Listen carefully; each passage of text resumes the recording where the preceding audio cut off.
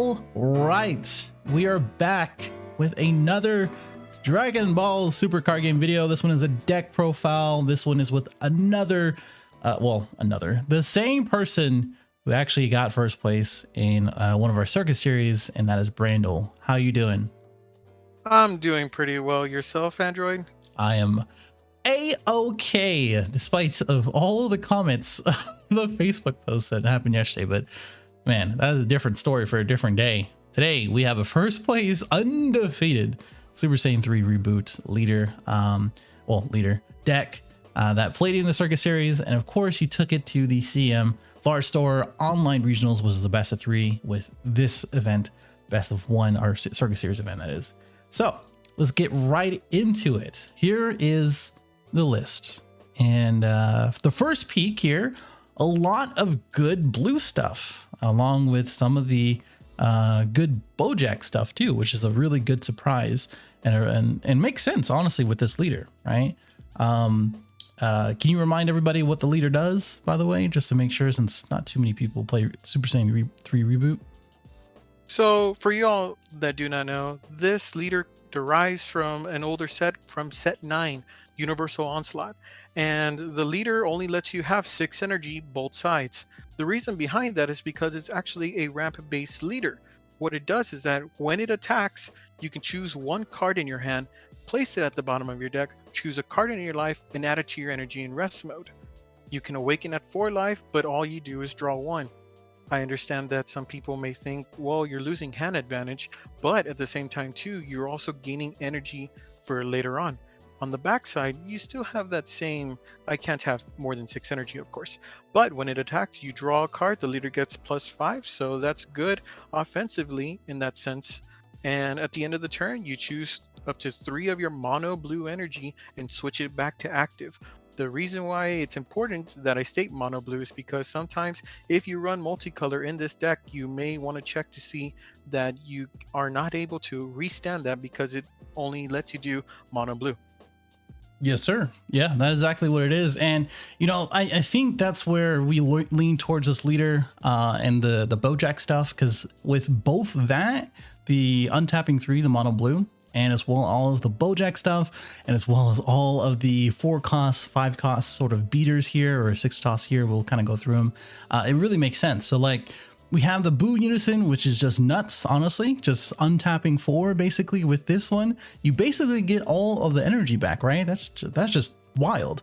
You have the Double Strike 20k blocker. We have the Galactic Buster, which you can kind of talk through.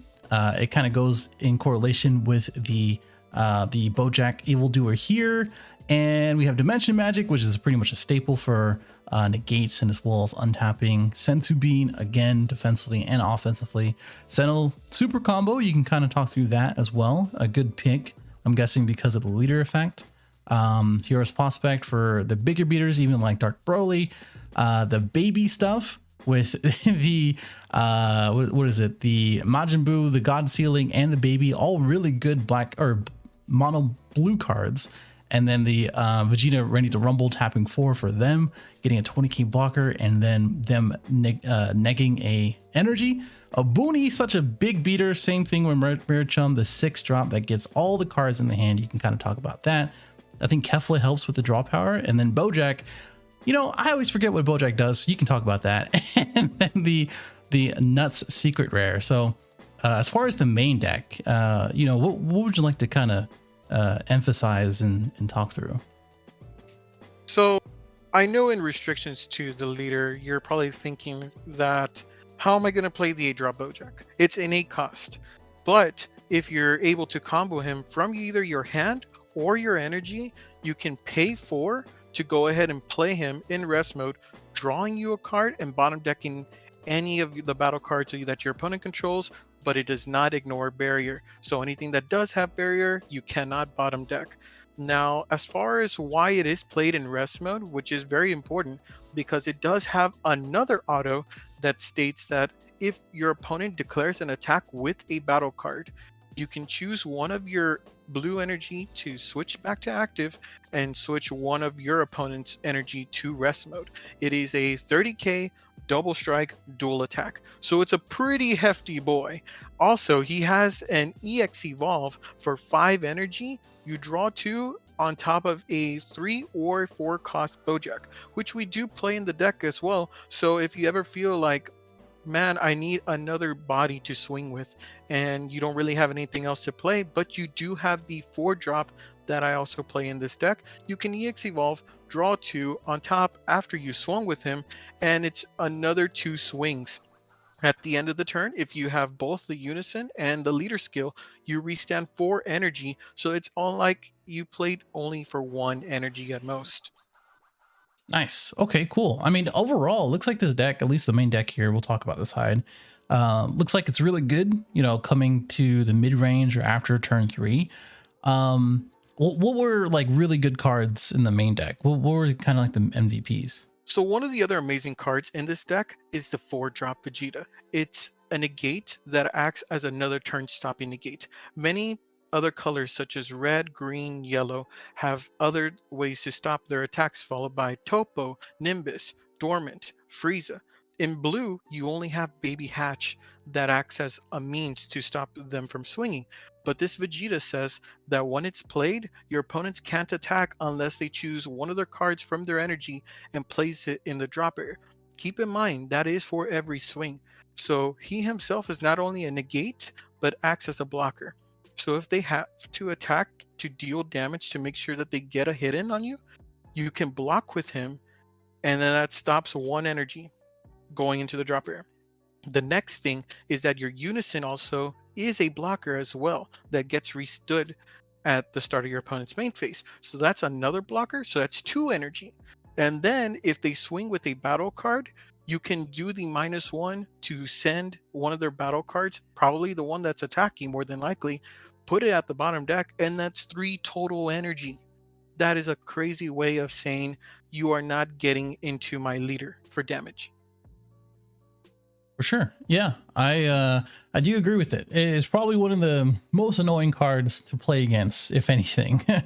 But we also have some of the other, not really turn stopping, but defensive options in Sensu Bean and Zeno, which Zeno technically is kind of a Sensu Bean since you put another card back into the energy. And that kind of plays towards the Galactic Buster, right? You can kind of, if you have a Bojack in your hand, you can just put it back into your energy and then do that type of play, right? Of course, yeah. The other thing too is that if you don't have Galactic Buster in your hand or your energy, since you do restand 4 from the leader and the unison, you can choose that A-drop Bojack that's probably in rest mode, add it back to your hand. That's 10k combo. You pay 1 for an additional 10k combo from the Bojack. So if they do swing at you for 30k, you can still out combo that and then pay 4 through that Bojack to go ahead and play it bottom deck a card, draw a card, and now you have a threat that's on board to which now your opponent has to deal with. Exactly. Okay, cool. Really, really cool overall. Again, a really good mid-range, or I would say mid-level. Wait, I don't know what the good word for it, but you know what I mean. The mana curve is good after turn 3. And the Super Saiyan Vegeta, one of my favorite cards, probably the best in this deck since you can look, I believe it's top 5 or top 4 for that one. It is the top 4. Top 4. Okay. And then you can always, obviously, since if you're playing at 6 and you only have 6 energy, you're not going to be able to ramp all the cards that you see, which pretty much every card in the deck is a mono blue card. You can just add it to the hand, and that's really, really good at the top end of the deck. We have a 30k blocker that restands, and you can have all the cards back into your hand. And before we forget the sideboard here, the CM event was best of 3, and the Circus Series obviously is best of 1. So the sideboard here for the CM event, we have the Borgos for, I guess, the blue mirror, the 2-drop Goku for, I'm guessing, like a little bit more smaller aggro decks, the things that are playing 2 or less. You can always specify which. The Bora for hand destruction, which is a big deal against this deck for sure. Barrier Hope, you pay 3, draw 2, and then remove a barrier card. That's really good in this deck since you get that energy back. Android 21, you're gonna have to explain that one for me. And then the rebirth into Frieza, the Marcus Contarsi special. I'm guessing things that go wide and doesn't really have too many things that can respond to it outside of blue, basically. Was there anything in the sideboard that really came up and that you want to explain? So as far as sideboard goes, the Borgos itself was only used mainly in my last match in the CM event. I played it against Blue Baby. It's more so just in case I do go against Blue Baby or anything that's really untapping heavy that revolves around counters. The Goku striving to be the best. Although it is an older card that not many people know of, he is a 2-drop barrier that has a permanent that says your opponent can't attack with 2 costs or less. So he's mainly there for the early aggression that Red Green has. So Red Green has the Piccolo Jr., which attacks, does an alliance, burns me, and has a double strike. So it's practically a triple strike in a sense if I am not able to out combo it or stop the attack. So that was just meant for the early aggression if I ever ran into Red Green. Deborah, I only ran 2 Deborahs simply for the fact of even though hand destruction isn't as prevalent, I didn't want to go ahead and run more for the chance of my leader being able to charge it. So I felt like 2 was a safe number, but it also was able to come in case if I needed to. Barrier of Hope was for the Invoker matchup more than anything else.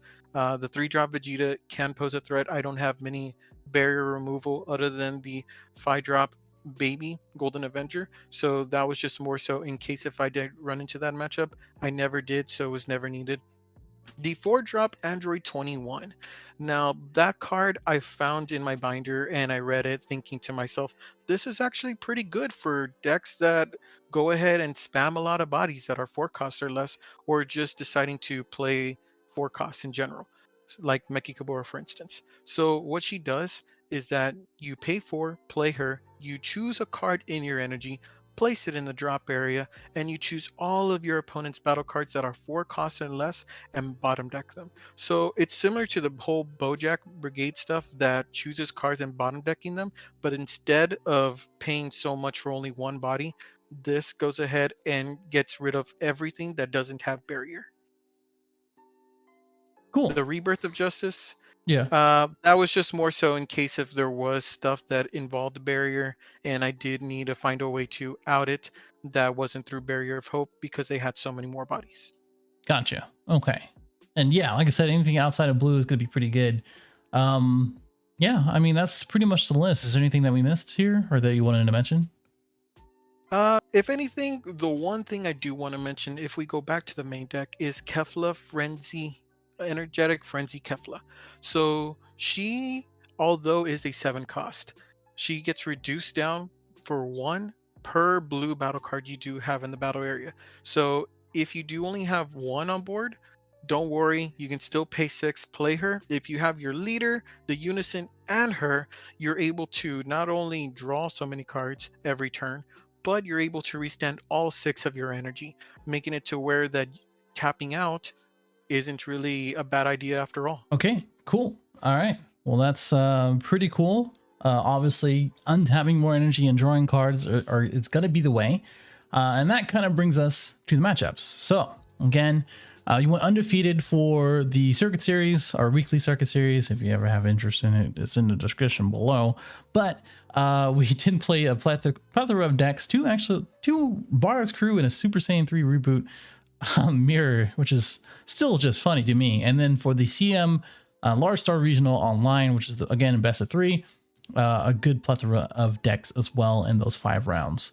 So you can take it away and let us know what's up. So, as far as round 1 goes in the Stage 0 circuit series, the Red Bardock's crew wasn't as much of a challenge as I had thought it was going to be for the simplicity of that majority of the time they're going to go ahead and bomb rush you with a bunch of 1-drops. However, my opponent didn't really see what he was aiming for, so all the stuff that he was able to bring out, I was just able to bottom deck with the Bojacks and make sure that he never had the bond as much as he would have liked to. As for the round 2 with the SS3 Reboot mirror, it was a grind. It was a bunch of back and forth stuff, took a while. Blue on blue usually does that. But my opponent was running the Gohan Baby's minion, and so I was playing the 4-drop Vegeta Negate. So it was negate for negate, but I was able to make sure to stop him more than he stopped me. Majority of the time, when you go up against that specific negate, he makes you bottom deck a card for every swing. I didn't have that much of a time with that, for the simple fact of I'm drawing so many cards every turn. If anything, you're saving me from decking out. So that Gohan doesn't really do much to me, but it somewhat does help me. For the round 3 Veku ramp, or in this case Ramp Gogeta, I was able to counterplay one of his Vekus from being played, so that stopped an additional turn from him ramping. And on top of that, I just made sure that I never got burned to death through his massive, I want to say 10 drop Gogeta. And so that way I just made sure that I hit him first before he hit me. For round 4, another Red Bardock's crew. I had never really gone against Red Bardock's crew before, so these were my only two matchups that I had really a test towards. But I just tried to do the same thing that the first strategy worked. It was a little bit harder just because he had more negates to stop me, but I was able to win through out resourcing in the end. As far as the round 5 goes with King Vegeta, it was by far my toughest game yet, through the simple fact of the uninteractable crit damage and him giving barrier through strategies of Universe 7. All of that put it to where that I could never use my Bojacks to bottom deck any of his pieces until it was the end of that next turn. As far as everything else goes, I was able to push in with Murichim for a double bean on him, with 35k double strike dual attack. Pushing in, I barely won by 5k in the end. We had to do a recount, but I was able to make sure that all the math was added correctly. I think I remember that one actually. That was a pretty good game. It was a very intense game. My opponent was very skilled in that sense, making sure that I wasn't able to disrupt his board in that sense, and making sure that he minused my battle card, so I never really had a board as much. Nice. Okay. So going into the CM, the Carta Magica Large Online Store Regional. So round 1 was King Cold. Once again, going back to the whole round 1 with your event, my opponent couldn't see what he was looking for. It was a tough time for him, but an easier time for me. And he didn't know how to play against the leader as much. I was going to side deck against him, but I decided not to, just because out of respect. He didn't have a side deck, so I said, if I won this without a side deck, I should be fine for the second game. Took it 2-0. Round 2, another King Cold. This one was a harder one as he revolved around hand destruction or the 5-drop Frieza. And so every time he did that, he would remove one of his field cards to go ahead and also remove a marker from my Unison. The Unison doesn't gain markers unless I put one underneath or I paid a specific amount for him. So I was at a difficult time with that. But in the end, I was just able to out resource him through all of the draws that I needed to do. Round 3 was against Red Blue Launch. So he had Violent Rays to try to stop my bodies, but every time that I tried to swing over and over, he wasn't able to go ahead and combo as much. So every time that a big hitter was coming his way, he had to combo massive resources in order to keep up from doing so, allowing me to get the win. Round 4 was against Red Green King Vegeta. I couldn't do anything against that deck. It was so hyper aggressive that it prevented me from doing anything that my deck loves to do, because it's all revolving around high costing cards rather than a low costing. He killed me within my turn 1, his turn 2, because he had that much aggression towards me. As far as game 2 went, I tried to go ahead and sideboard the striving to be the best. As I mentioned earlier, it was more so for the red green Piccolo, and that stopped so many turns. I got to about, I want to say, turn 5, but he was able to play that 1-drop green Kami to go ahead and make sure that if I did restand an energy on my turn, which is what the leader does, he removes one of my energy. So he played 1 and then 2 the next turn after I bottom decked one of them. So it was a rough time for me to keep up, because he was always trying to get rid of my energy and then be aggressive on me. Round 5 was against Blue Baby. So The thing about Blue Baby is that it always breaks even majority of the time. They go ahead and do the Revenge Big Bang.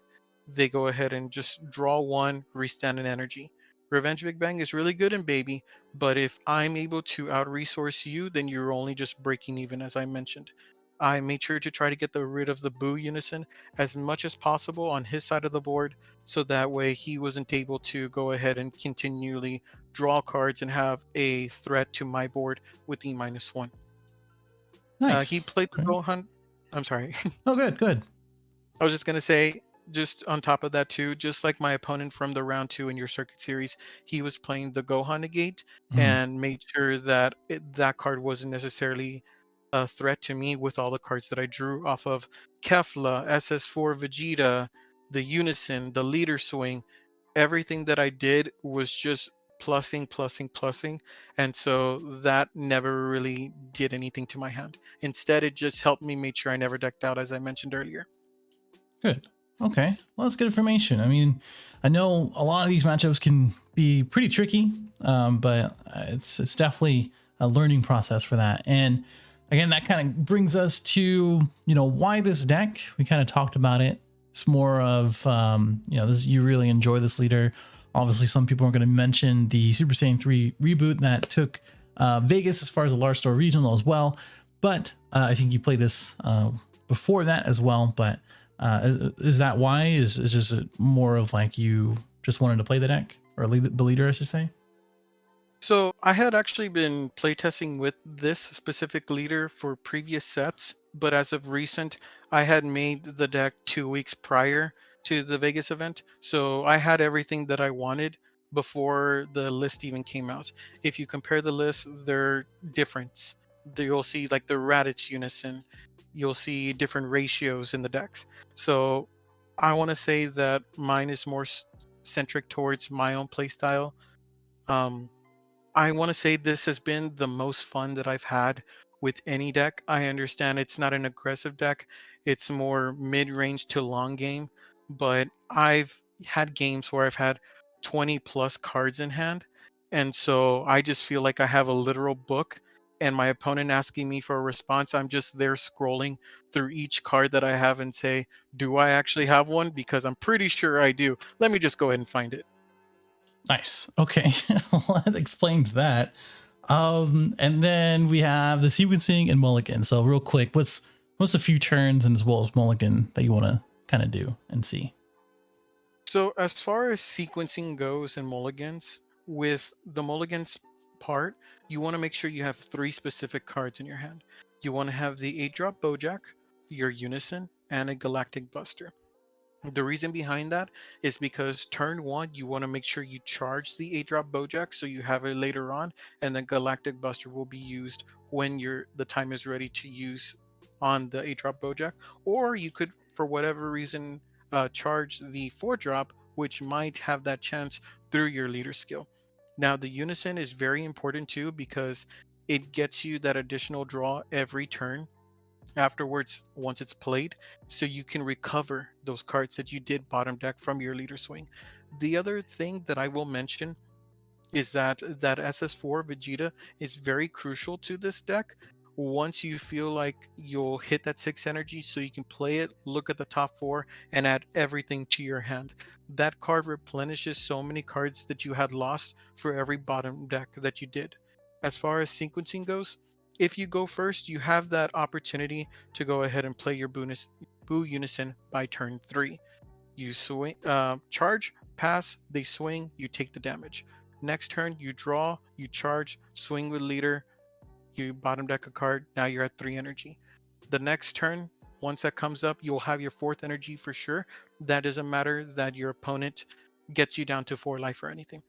Now, if you go second, you can go ahead and draw for turn, charge, swing with leader, charge, and then your next turn, you'll be able to have your 3rd energy, swing with leader, bottom deck, and if you have Bean, you will have your Boo Unison as soon as turn 2. But that is the only way in doing so, so you can make sure that you do have the Unison, because it is important so you can stop your opponent with the Vegeta negate that is in the deck. After that, it's just a bunch of card resources, drawing, recovering, and then Yeah. manipulating your opponents from being able to hit you for all that damage. Right. Definitely dependent on the matchup for sure as well. Okay. Cool. And then yeah, last thing is closing thoughts. So anything else that you want to mention, say, shout out, anything? So as far as shoutouts go, I did mess up this the last time, but the card shop that I do go to is called Kaboom Games. We used to have Kaboom Comics, but that is the locals that I do go to. I actually did take this to locals the past weekend, and I did get first. It was only 6 guys, but hey, one up against Vegex, Dark Broly, and Philip using the Soul Striker Invoker from set 1. So that was a good play testing to make sure that if I did run up against any of those matchups, it did come in clutch to know that this is how I should play the deck when the time comes, if I needed to.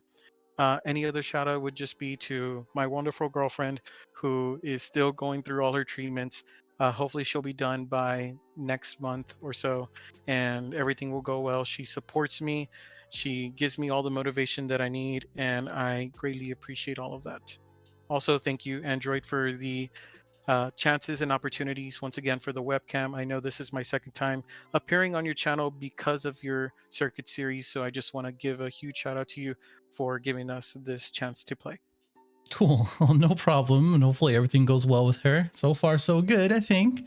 And yeah, overall, really cool. But let's close it out. If anything, let us know what you think. Brandall, say goodbye for one more time. Goodbye, everyone. Later.